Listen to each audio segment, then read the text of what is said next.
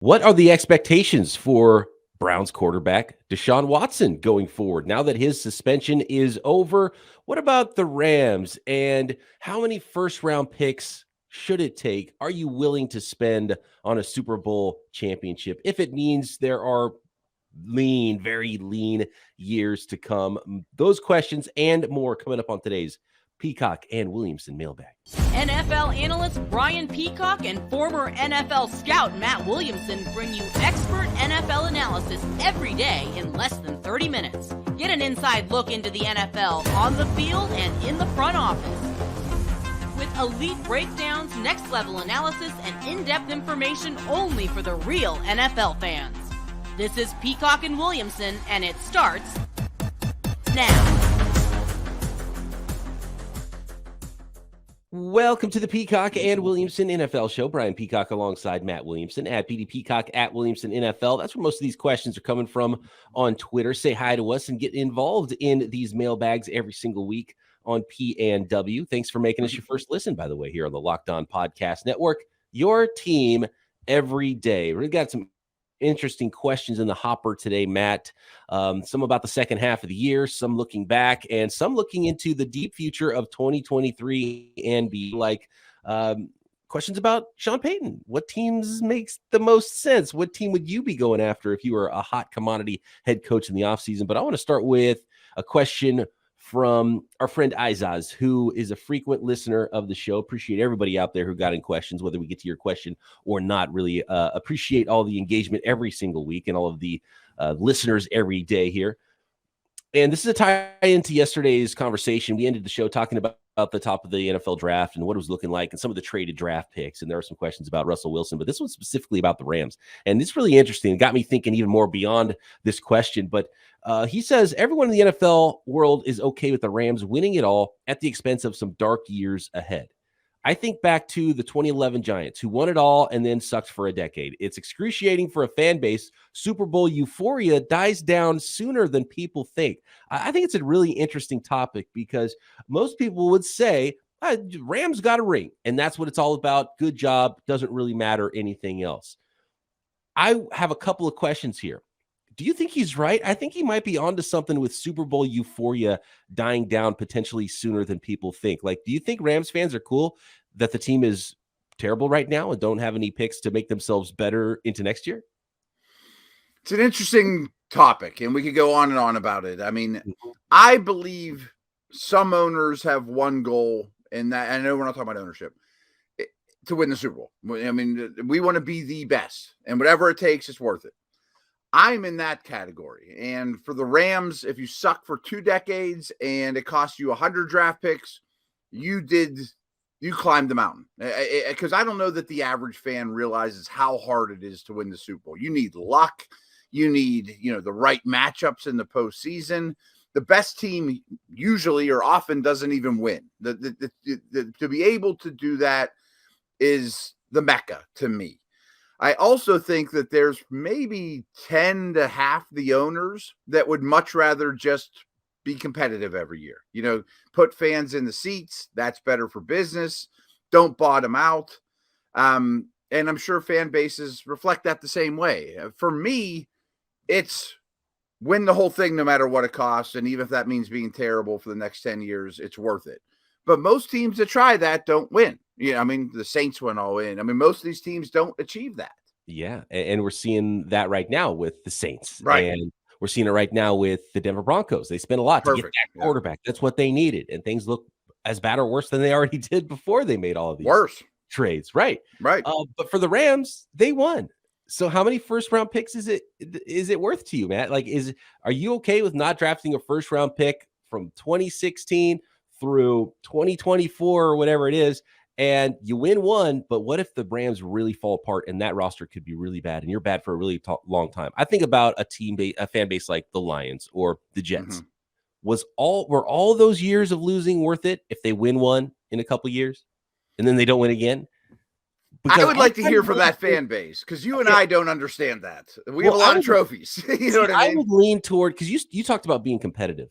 Are you talking about a team that's 500? Or are you talking about the Steelers or because to me, if you are legitimately competitive, then you just have just as good of a shot most years as winning a Super Bowl as that team that goes all in. But you still have a better shot than that team that goes all in all the other years too. So I'd much rather be a fan of the Steelers, right? That is just Then always the Rams, pretty good and always competitive, even though the Rams are the team that hoisted the Lombardi last year. okay. So again, I spent a year in Cleveland, and trust me, that fan base would have given their left arm for one Super Bowl, and probably still would. And I'm sure Detroit would, and Atlanta and Houston, and perennial losers. But I'm sure you've experienced some of this. Our teams have a ton of trophies, the most, in San Francisco and Pittsburgh. And we've been around long enough to enjoy some of them. I mean, even the 70s. I wouldn't do what I do for a living if the Steelers weren't great in the 70s. I believe that to be wholeheartedly true, And same for me with the 49ers in, the late 80s, right? I'm Like sure. Yeah. You're a little younger than I am. It's, your team followed my team, which is, I was born in 73. Steelers got great right about then. I mean, it was ingrained as me as I could crawl that Steelers are a way of life, However, I often like to tell Steeler fans, hey, you could be Lion fans. I mean, these last 10 years or so, Steeler fans aren't happy because yes, they go to the playoffs a lot. They haven't had a losing record since Tomlin has taken over. They're going to this year, but they also haven't been true contenders. I mean, maybe more than any team in the league, they have been that. Like last year, I thought the Raiders, the Steelers, the Patriots, the Eagles were playoff teams only in name. They got in, but they had no chance. And the Steelers have been either that team or the team that would have got in with one more break like the last 5 years. That's not a great place to be. Tomlin doesn't have a great record in the playoffs. It's still better than 80% of the fan bases, though. And this is the first year we're talking draft in late November. You know what I mean? It'll be interesting to talk to Rams fans right now, which I'm sure they're still cool. But in 2 years, if this thing does fall apart for the Rams, talk to Rams fans and see how they feel. And with the 49ers, they've gone up and down. Truly bottom out. The way I look at it actually is probably more, I would think, just personally, I would think baseball, because San Francisco Giants was my team, and I was actually more of a fanatic about baseball than I was about football. I've always been a little bit more analytical about football, more of a fan about baseball. And with the San Francisco Giants, 1989, they lose the Earthquake World Series to the Oakland A's across the bay, and they were so close. And then they were really close again in 2002. They never won, and it was always so painful that they couldn't quite get there, couldn't quite win. And then they come in 2010, 2012, 2014. They win 3 out of 5 World Series. And that was amazing. It was the best time. I'm living in San Francisco while the Giants are winning these World Series. We're having parades. It's an amazing time, right? And then things kind of get a little bit worse. And they have a team right now that's not fun to watch. And it's like, you have to go out there and compete. Like, okay, those championships were fun, but that's gone. The euphoria is done for those. And it's been a little bit of time now.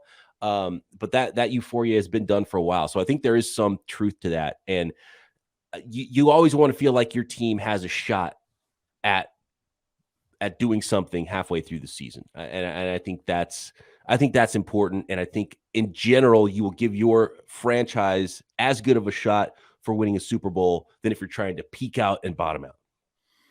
Interesting. And you're more competitive throughout the middle years as well. So I'll bring it back to my hometown as well. We have 3 teams. We have the Penguins, the Pirates, the Steelers. The Penguins, when I grew up until I was about 12 and they drafted Mary Lemieux, were the worst organization on the planet. But in the last 30 years or whatever, they have 4 cups. They have some of the best players that have ever skated. But lately, they are the perennial get in the playoffs, lose in the first round. Happens every year.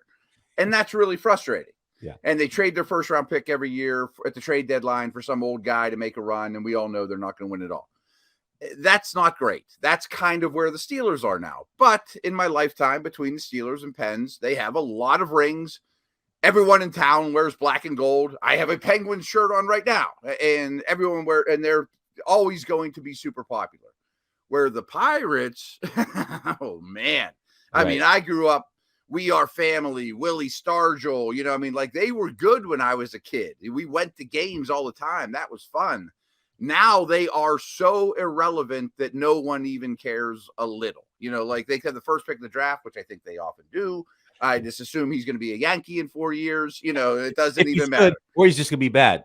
Or he's going to be terrible. They'll ruin him, and they'll take the cheap guy great instead of the best guy, and he'll be a Yankee. And it doesn't, Yeah. You only go to the ballpark for beer and hot dogs and hang out with your buds. And those teams, like, it doesn't matter how many first-round picks you spend, you're still not going to win a championship. Because they have no chance. Yeah. And so they're irrelevant. That's the worst to be. Yeah, that's what you definitely don't want. That's what the Pirates have been. That's what, the Jets were for a long time. That's what the Lions have been for a really long time. The Cleveland Browns. And I know those teams would kill for a championship. But if you said if you win a title, but then you go back to 20 years of being that team again, I don't know if it's worth it. I think we both agree you're not trying to just win one. You're trying to build a dynasty. And we both grew up in dynasties basically with the teams we cover. But the Rams have been good for a while. That's the goal. Yeah. No, they have. They're not going to be much longer. Real quick on the Rams. Like, I'm not making fun of any cities because my city's much more like Detroit or Cleveland than it is LA. The Browns and Lions, despite their terrible play, have been very relevant in that city for a long time, and they're loved.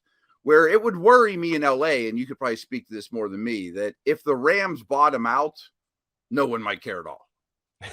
Well, both the Chargers and Rams get outdrawn by away fan bases. Sure. And that's not the case with the Browns and the Lions, despite the losing. Right.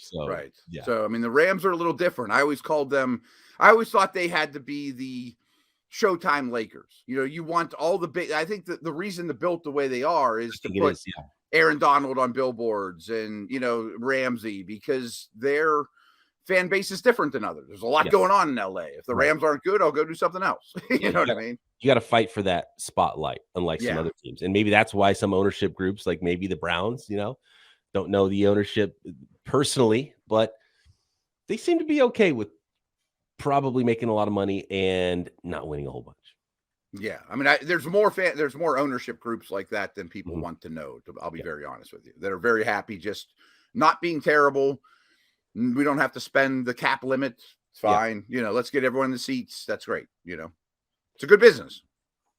Speaking of winning, is there a franchise out there that needs Sean Payton to be their head coach next year? Which team should that be? Let's talk about the debate of who the best wide receiver in the NFL is. Is it Tyreek Hill? Is it Justin Jefferson?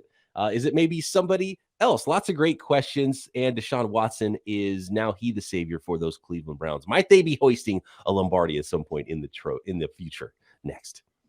Turo is the world's largest car sharing marketplace. With Turo, you can book any car you want, wherever you want it, from a community of local hosts.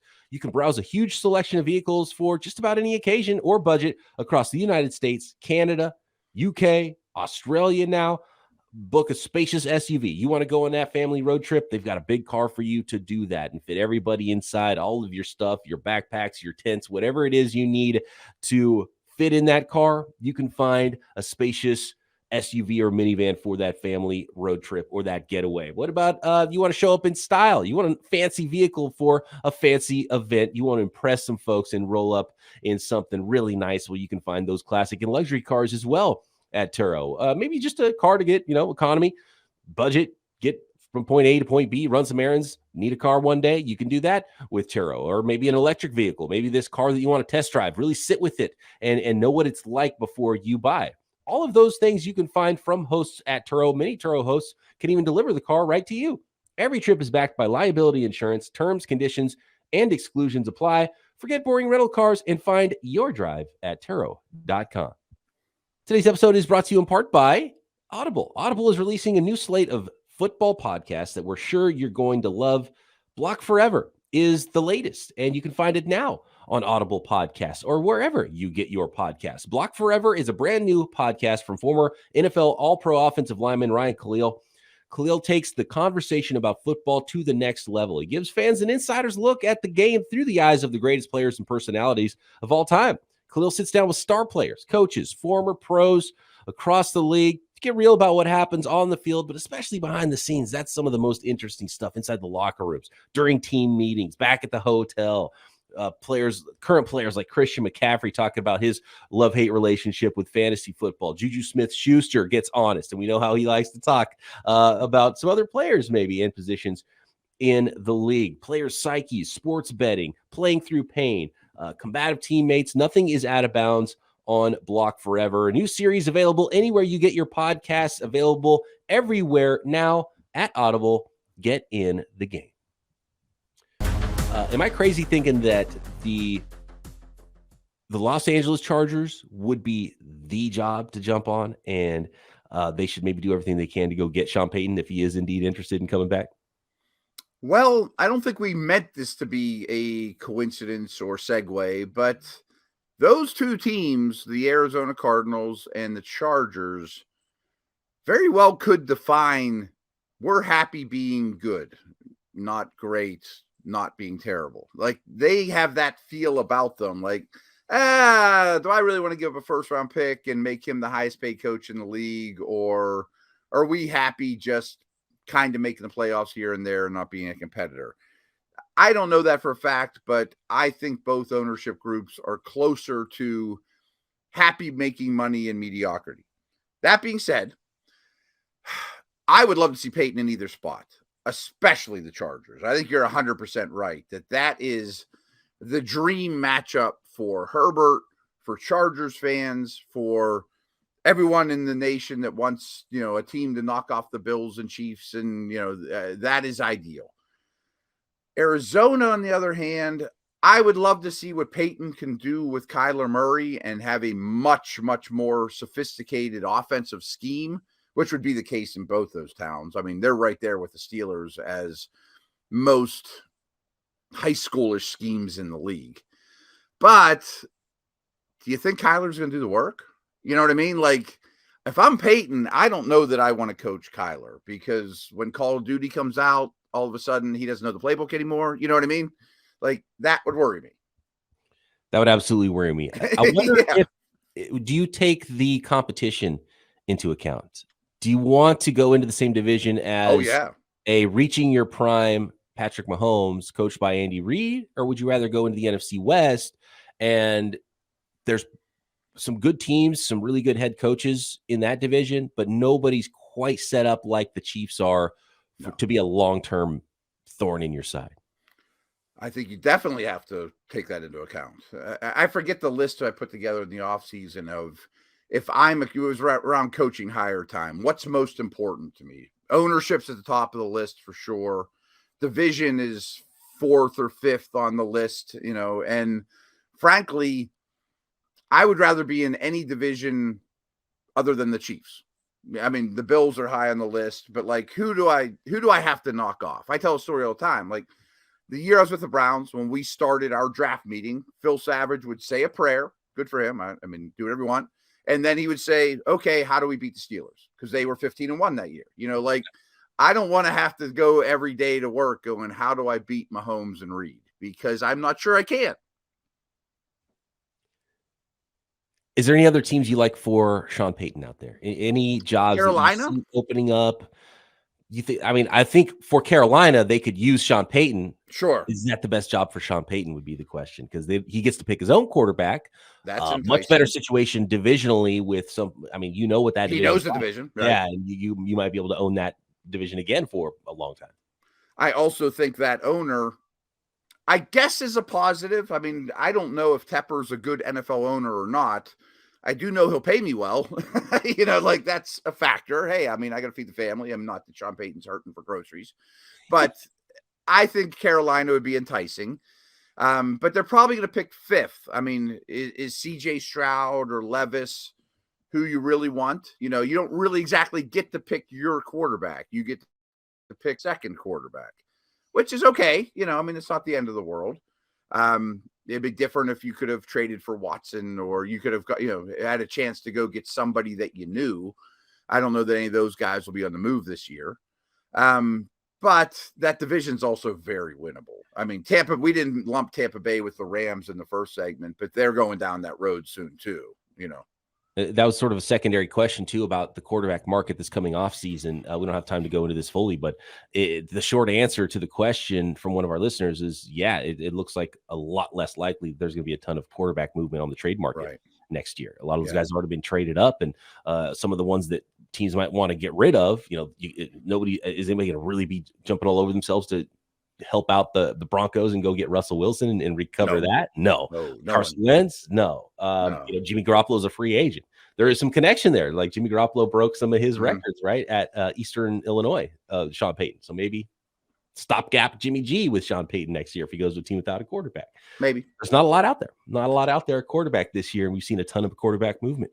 Maybe Aaron Rodgers somehow becomes available. Maybe I was going to say Rodgers, Carr, and Jimmy. Yeah. Or maybe the ones, but how enticing is that at this stage? That's not Watson, as a fifth-year guy or whatever. Or what they thought they were getting in Russell Wilson. Exactly. Russell Wilson is more valuable than they are now, probably. Maybe not.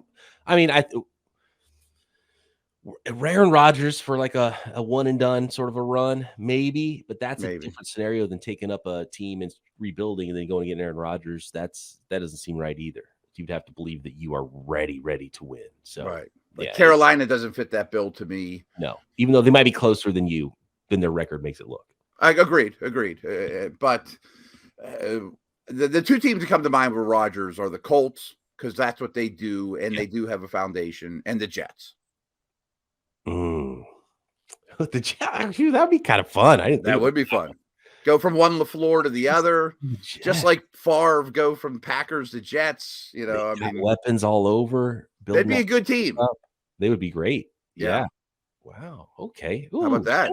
Plant that little nugget. Ooh, I like that a lot. All right. So Deshaun Watson, what's it mean to the Cleveland Browns? Next. Today's episode brought to you in part by LinkedIn Jobs. These days, every potential hire can feel like a high-stakes wager for your small business. It's so important to get the right people into your business, whether you're hiring the right coaches, you're drafting and signing the right players, building that culture. It's the same at small businesses. And I've worked at businesses that all different kinds of fields that sometimes it's not working. They brought in bad people. You hate your coworkers. You're inefficient in the workplace. You want to be 100% certain that you have access to the best qualified candidates available to help out your business when you're hiring, not just a couple of yahoos that walk through the door. That's why you have to check out LinkedIn Jobs. LinkedIn Jobs helps you find the right people for your team faster and for free.